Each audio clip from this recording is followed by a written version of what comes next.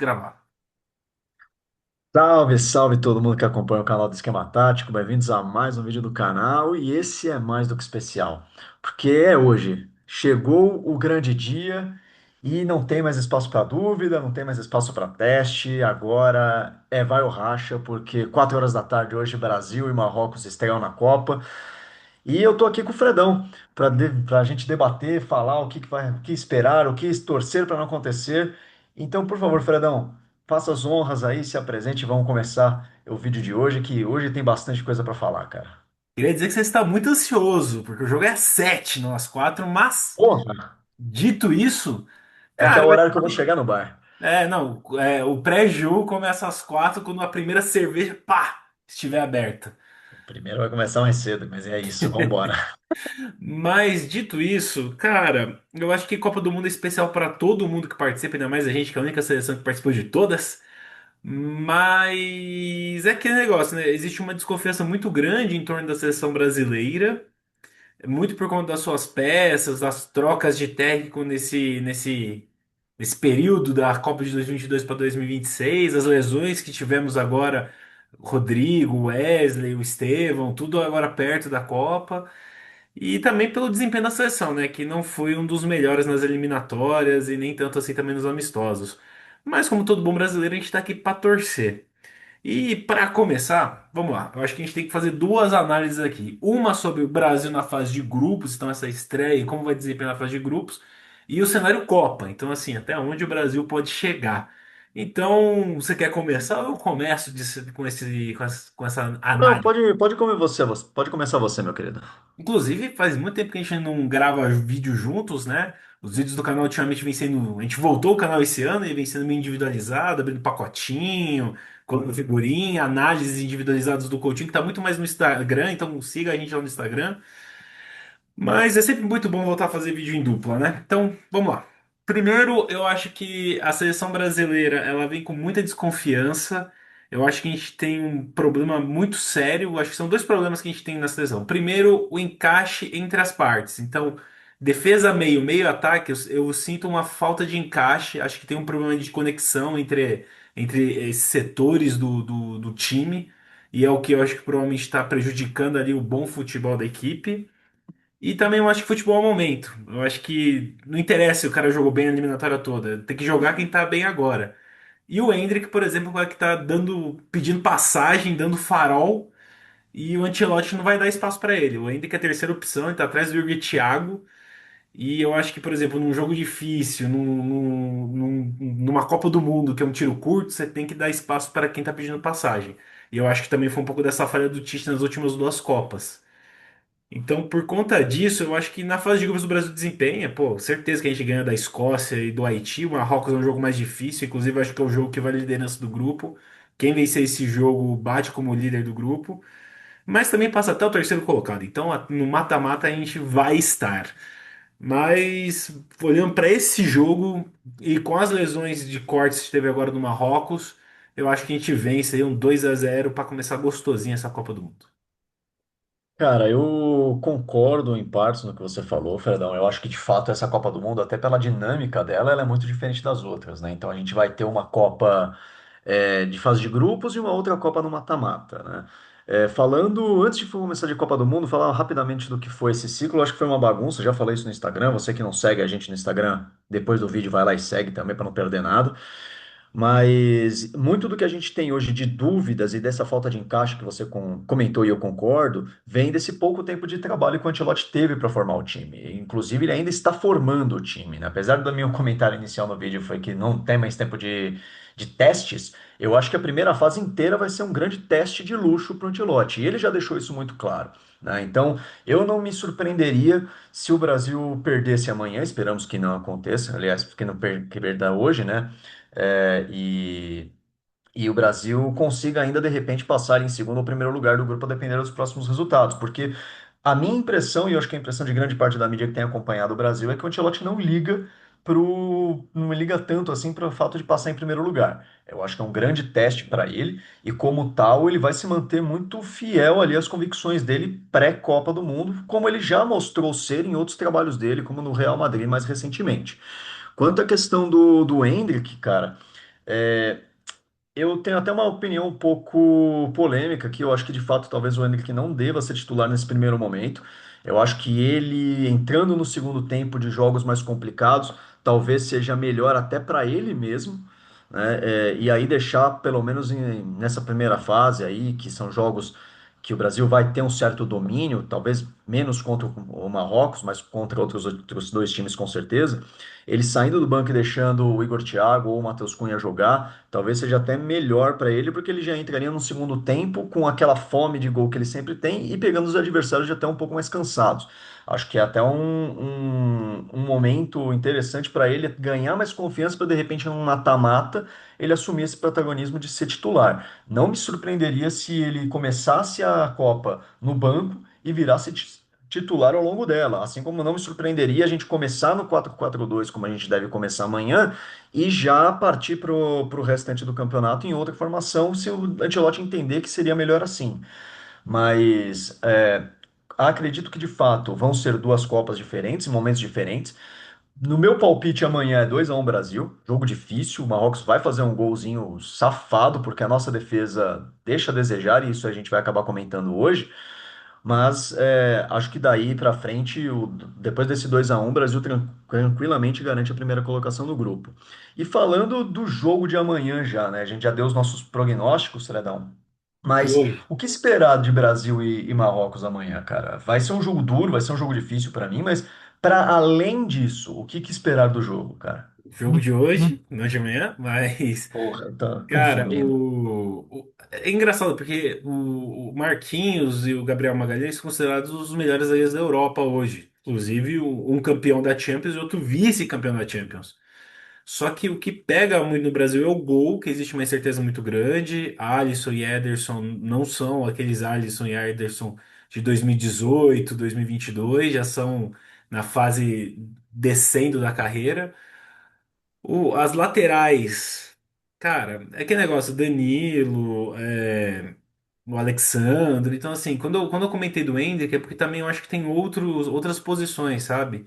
Que Hum, também tem jogadores que não estão no seu ápice e foram levados. Então, eu prefiro apostar em alguém que ele confiava, que já foi bom, que já teve um ótimo momento, do que em alguém que está crescendo agora. E isso em vários setores do campo do time.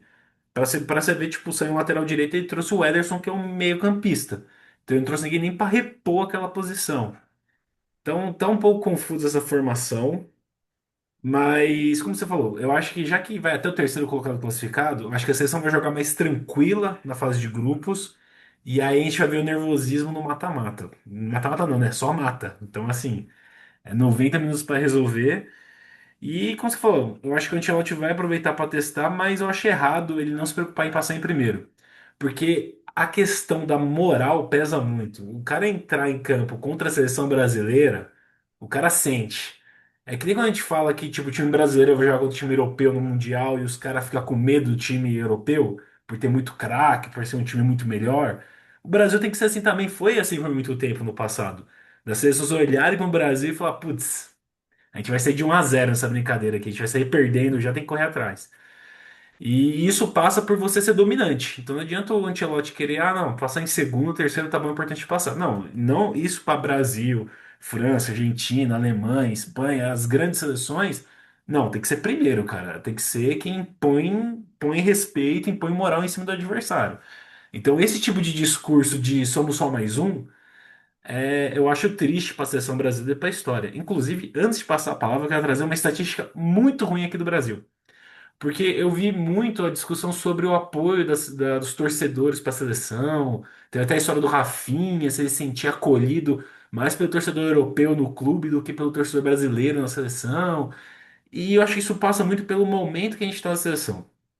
Então vamos lá, vou pegar, fazer uma régua histórica para explicar o que eu estou dizendo.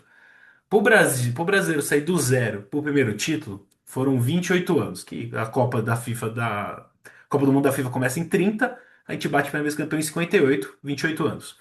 Para falar que a gente é bicampeão, levou só 4 anos. Copa seguinte, beleza. Para ser tri, 8 anos, então de 60 a 70. Aí para falar tetra, foi aquele jejum de 70 até 94, inclusive a seleção de 94 entrou super pressionada naquela Copa, super desacreditada e bateu campeão. Pro Penta foi mais 8 anos. E agora, pro Hexa, a gente chega de novo no número 24. Então chegamos de novo a 24 anos distante da taça. E se não formos campeões esse ano, o que eu acho de muito difícil, sendo bem sincero, a gente vai chegar a maior jejum histórico da seleção, que foi 28 anos. A diferença é que os primeiros 28 anos teve uma Segunda Guerra Mundial no meio que acabou não tendo duas Copas, por exemplo. Então, assim, teve até um outro contexto de mundo que foi muito mais pesado pra gente ficar 28 anos sem título.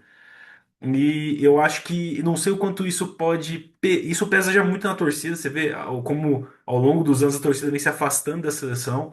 E a seleção é que nem clube. Se não bate campeão, a torcida fica, vai se afastando, se não é um time campeão. E eu acho que isso vai piorar ao longo do tempo, porque eu acho muito difícil a gente bater campeão nessa Copa. Vou torcer como qualquer brasileiro. Quero que o Brasil seja campeão, mas sendo realista, eu acho bem difícil. Tem outras seleções que estão bem na nossa frente. De fato, é uma Copa bastante complicada para o Brasil. Eu acho que muito do tempo que a gente ficou aí na dúvida de o que seria, o que faríamos, né, para onde iríamos, né, isso em relação a treinador, a time, a como iremos jogar, isso pesa muito no momento presente, né, e obviamente nos deixa uns passos atrás em relação a outras seleções. Mas ainda assim, eu ainda estou relativamente confiante de que dá para a gente fazer um bom trabalho, até porque eu acho que o PVC, quando ele fala em suas últimas entrevistas, né, ele faz uma analogia muito interessante de que o Brasil é aquele aluno bom que passou o ano todo de vagabundagem e agora, aos 48 do segundo tempo, está correndo atrás do resultado. Então, para além de eu ter me identificado muito nessa analogia dele, eu acho que casa muito com o momento atual do Brasil. É uma seleção que você vê que tem nomes muito interessantes, que tem jogadores muito bons, mas que ainda não é um time formado e que ainda está ali tentando, batalhando para encontrar o seu lugar ao sol, digamos assim, e entender qual que é a melhor maneira de se jogar. E isso a gente vê muito nos últimos amistosos também, né? O próprio jogo contra o Egito, né? A gente vê que o Brasil ficou um pouco perdido ali nos primeiros minutos, faz um gol, logo depois tem uma bobagem daquele desencontro do Marquinhos com o Casemiro, e o time parece não se encontrar mais. Isso me gera um certo medo, porque o Egito é uma escola muito similar ao que a gente vai encontrar amanhã contra o Marrocos, já entrando no jogo de amanhã, no jogo de hoje. Cara, o Marrocos é muito superior ao Egito. Então, se o Brasil der essas falhas, der esse espaço que deu para o Egito, que deu para o Panamá nesses últimos dois jogos de amistosos, a probabilidade do Marrocos encontrar o gol é muito maior. Uma coisa que você falou de estatísticas, uma coisa que é importante a gente lembrar é que contra o Panamá o Brasil sofreu 18 chutes a gol. Isso foram 18 chutes, né? Então, assim, é muito chute para um time muito fraco. Isso demonstra que a nossa defesa, né, ainda está falhando, ainda está tentando se encontrar. E você jogando contra uma equipe mais forte, isso tende a pesar. E outra coisa, o Alisson, como você bem falou, não é mais o Alisson de 2020, e 2018, 2022. Ele já é um Alisson que sofreu de muitas lesões ao longo do ano. Ainda acho ele um baita goleiro, mas me preocupa bastante aí a capacidade dele conseguir parar o ataque do Marrocos, que apesar daí de ter uma baixa, ainda é uma equipe bastante considerável em levar perigo e pode causar aí alguma dor de cabeça para a gente amanhã. Ainda assim, eu acho que o jogo cai muito ali pela transição rápida do Brasil. Se o Brasil conseguir se fechar direitinho e armar o contra-ataque rápido, explorando a velocidade do Rafinha, as trocas de posição ali entre o Matheus Cunha e o Vinícius Júnior, principalmente ali nas pontas, acho que é o caminho para o Brasil conseguir a vitória. Apesar do Hakimi ser um baita de um lateral, ele é um jogador muito mais ofensivo e num contra-ataque isso pode pesar para o Brasil ali no momento que o time do Marrocos esteja com a casinha ali aberta, né? Então, acho que o caminho da vitória para hoje é ali, né, explorando esses contra-ataques para que a gente consiga fazer ali algum gol e segurar o jogo depois. é, Segurar o jogo no sentido de conseguir implementar o nosso jogo, tocar a bola com um pouquinho mais de calma, que eu acho que até fazer o primeiro gol, o Brasil vai estar um pouco ali nervoso enquanto o jogo estiver rolando. Não, perfeito. Perfeito o que você falou. A escola do Marrocos é a escola do Egito. Não vamos esquecer que o Marrocos é o terceiro. Hoje a seleção que tem terceiro lugar, né? Ficou em terceiro lugar na última Copa. Foi o maior desempenho de uma seleção africana em Copas do Mundo. E beleza, o time envelheceu 4 anos, mas ainda é um time muito bom, apesar de ser estranho ele não conseguir desempenhar na Copa das Nações Africanas, né? Sim, sim, isso é um ponto importante. Tipo, apesar que eles perderam a final agora, teve toda aquela polêmica, daí chegaram na final, perderam no campo para Senegal, mas venceu nos bastidores por conta do abandono do campo do time do Senegal. Mas é isso, eles são atuais vice-campeões da Copa das Nações Africanas, eles são terceiro lugar da última Copa. É uma seleção encardida e é isso. Eu acho, como eu falei, eu acho que existe um problema entre a conexão entre defesa e meio, e muitas vezes é onde o time adversário vai achar espaço. Eu sinto que tem muitos jogadores da seleção brasileira que são muito bons, só que eles não têm o brilho de um protagonista, o cara que vai resolver. Por exemplo, o Alisson sofreu um chute a gol contra a Croácia na última Copa. Era um chute para ele pegar, fazer um milagre e o Brasil passar. E ele tomou gol. O Vini Júnior o pessoal esquece, ele foi eleito o melhor do mundo pela FIFA. Não ganhou a bola de ouro, mas foi eleito o melhor do mundo. E não consegue desempenhar pela seleção. O Rafinha também é outro jogador que não consegue desempenhar na seleção, apesar de ser um monstro no Barcelona. Inclusive, quando o Dembélé ganhou a bola de ouro, eu achei que o Rafinha merecia pelo que ele fez no Barcelona. Certeza. Mas é isso. A gente não tem jogadores. Os jogadores da seleção brasileira são muito bons nos clubes, mas eles não conseguem ter o protagonismo que precisa numa seleção brasileira. E isso me preocupa um pouco. Como a gente comentou, por ser um jogo da fase de grupos, onde três passam, e gente, eu sei que é tipo os 8 melhores terceiros, mas pô, é muito difícil o Brasil ficar em terceiro e não ser um dos 8 melhores. Pô, pelo amor de Deus. Não, e assim, né? Entre os oito terceiros, que você vencer um jogo e fazer 6 gols no Haiti, que é completamente possível para a seleção brasileira, você já cria saldo para passar entre os oito melhores. Lembrando que são Exato. 12 grupos, cara. Então, pô, você tem que fazer um esforço muito grande para se eliminar na primeira fase. Tem que ser um desastre enorme, mas enfim. Sim, cara. Eu acho que vai ser um jogo muito difícil, eu acho que vai ser um jogo muito nervoso, porque a estreia de Copa é nervosa. Você vê o México. O México estreou contra a África do Sul, mandante, torcida toda a favor, com um jogador a mais, e o time não conseguia pressionar, tinha medo de pressionar. Os cara seguravam o jogo porque estava ganhando e não queria se expor. Isso porque a gente está falando do dono da casa que estava ganhando o jogo com um a mais, depois dois a mais. Mas imagina para as outras seleções, gera nervosismo mesmo. E é isso, eu acho que o Ancelotti ele tem que se preocupar muito com a parte defensiva, principalmente nas laterais. E o ataque é isso, a gente virou meio que uma seleção de contra-ataque. A gente tem mais poder com espaço do que para criar espaço. E talvez, aí eu vou ser muito criticado aqui, eu acho que talvez o diferencial para os últimos 15 minutos de todos os jogos possa ser o Neymar. Não contra esse Marrocos, ele tá fora ainda, mas ao longo da Copa, por conta da qualidade técnica dele e por tudo que ele desempenhou já na seleção brasileira, porque você pode odiar ele, mas, pô, ele tem mais de 70 gols pela seleção. Fez gols em todas as Copas que jogou. Então, assim. É um cara que aparece na seleção brasileira.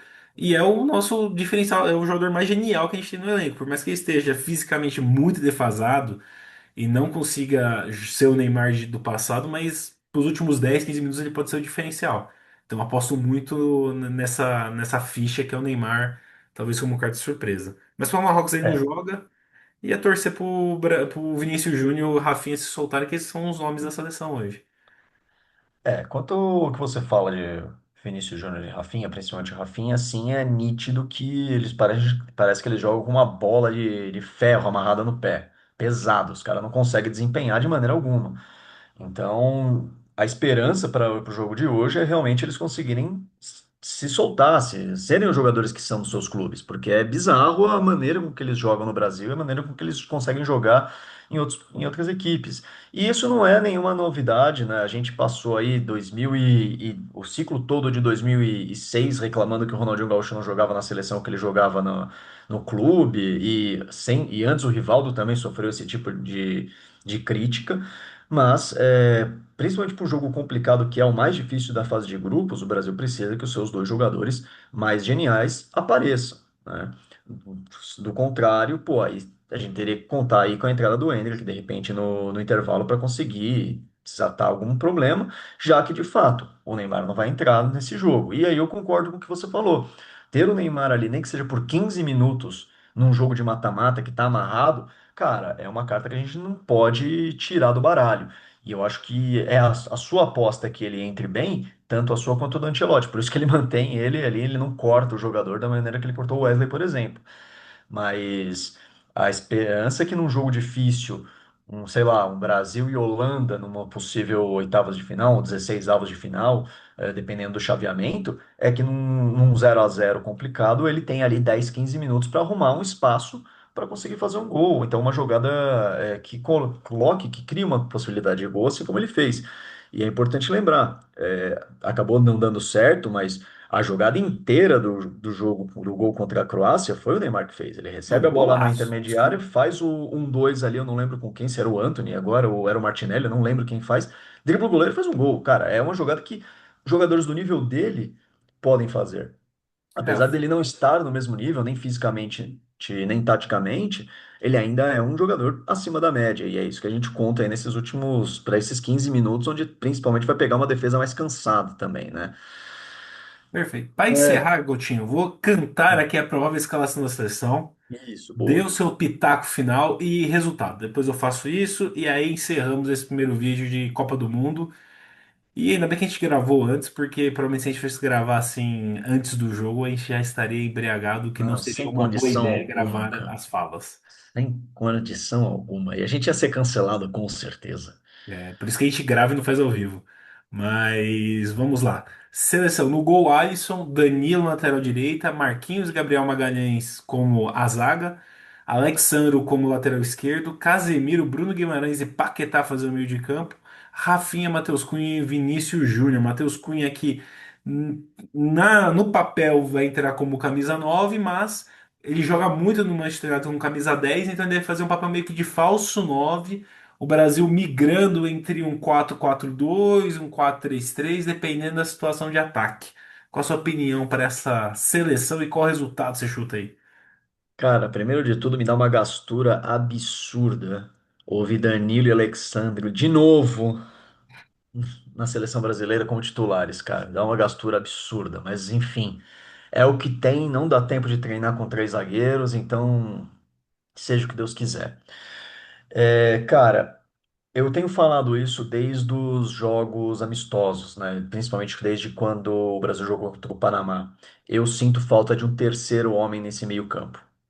E aí eu preferiria, de repente, o Paquetá ou o Danilo fazendo uma função ali de homem de ligação, terceiro homem ali do meio, deixando de repente ali o Casemiro mais preso ali como um cachorro louco ali na frente da defesa, podendo chegar, obviamente, na frente. Mas eu acho que num jogo contra o Marrocos, num jogo contra uma seleção forte que sabe jogar com a bola no pé, você ter dois caras só no meio-campo é muito complicado.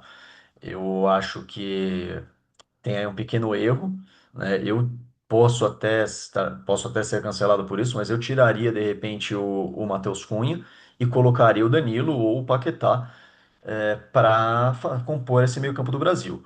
No mais, é isso, não tem o que mexer. O Alisson, a gente já falou, é um bom goleiro. Eu acho que ele vive uma fase melhor do que a do Ederson, apesar dele voltar de lesão. Marquinhos e Gabriel Magalhães é a melhor dupla de zaga que se pode ter hoje. Casimiro e Bruno Guimarães também bons jogadores, gosto dos dois. Acho que falta um homem ali, eles não vão dar conta do jogo inteiro sozinhos, mas vamos torcer pelo melhor. E as pontas e no ataque, pô, é o melhor que a gente tem. Fica a dúvida ali se de repente não vale a pena colocar o Endrick ou não, mas já falei que para mim ele é um homem ainda para entrar no segundo tempo. Então não tem muito o que discutir fora isso. A minha maior crítica é o meio-campo que para mim tá meio esvaziado. Concordo com você, eu acho que eu tiraria o Paquetá, porque ele faz um papel de armador, mas eu não acho que ele marca bem. Então eu Concordo. entraria com o Danilo do Botafogo no lugar do Paquetá. Daí você teria o Danilo, o Bruno Guimarães e o Casemiro, que são bons marcadores, e deixaria o Matheus Cunha para fazer o que ele faz no Manchester United, que é meio que o papel do camisa 10. E aí você até mesmo numa posição defensiva, você conseguiria recuar o Casemiro para fazer um papel meio que de terceiro zagueiro ali, fazer uma linha de 5. Então eu jogaria mais para um 4-4-2 do que nesse 4-3-3 aí que o Ancelotti quer, mas é isso. Agora é torcer. Chuto 2-0 Brasil. como eu falei, por mais que pensando friamente, eu não acho que o Brasil consiga ser campeão, mas como torcedor, eu quero mais é que o Brasil chegue na final, porque se chegar na final tem dois jogos, vai ser 4 da tarde, semestre do trabalho. Então, por favor, Brasil, desempenhe em nome da minha saúde do CLT. Mas é isso, acho que 2-0 Brasil, vou colocar aqui gols de. Deixa eu pensar. Marquinhos de cabeça no escanteio e o segundo, o Endrick saindo do banco. Esses são os dois gols para mim. Maravilha. Cara, pra mim, 2-1 Brasil. Quem fizer o gol de Marrocos, dane-se, não ligo. Pra mim, pode nem fazer o gol. Eu acho que vai tomar um gol, porque o Brasil tem sempre tomado um gol. Mas, pra mim, Vinícius Júnior faz o primeiro gol do Brasil, já pra, mano, setar o que ele vai fazer na Copa. Ele vai destruir nessa Copa. É a minha esperança. E o segundo gol do Casimiro, um chute de fora da área, despretensioso ali, igual ele fez contra a Suíça na última Copa, pra garantir a vitória aí, o 2-1. E arrisco me dizer que vai ser de virada. E é isso aí, rapaziada. Eu Fortes quero sofrimento. emoções. Eu quero sofrimento. Mas é isso, gente. Obrigado por ter acompanhado até aqui. Vamos tentar voltar com esses vídeos mais longos, da gente trocando ideia, mas por conta da dinâmica da vida é mais difícil hoje em dia. É, Mas mas vamos é tentar isso. aqui. Vamos tentar se organizar para voltar pro jogo do Haiti e talvez até fazer talvez um pós-jogo. Não hoje, porque é impossível, mas talvez no domingo, se os dois estiverem recuperados da ressaca, a gente faz uma análise pós-jogo. Sim. É, rapaziada. Então, caso vocês não sigam a gente em nenhuma rede social, você está vivendo errado. Então já aproveita aí que o vídeo está acabando e deixa o seu like se você gostou, seu dislike se você não gostou. Comenta aí o que que você achou do jogo do Brasil, porque provavelmente depois que você ter visto esse vídeo, o jogo já vai ter acabado. Mas segue a gente em todas as redes sociais. E é isso. Espalhem a palavra do esquema tático.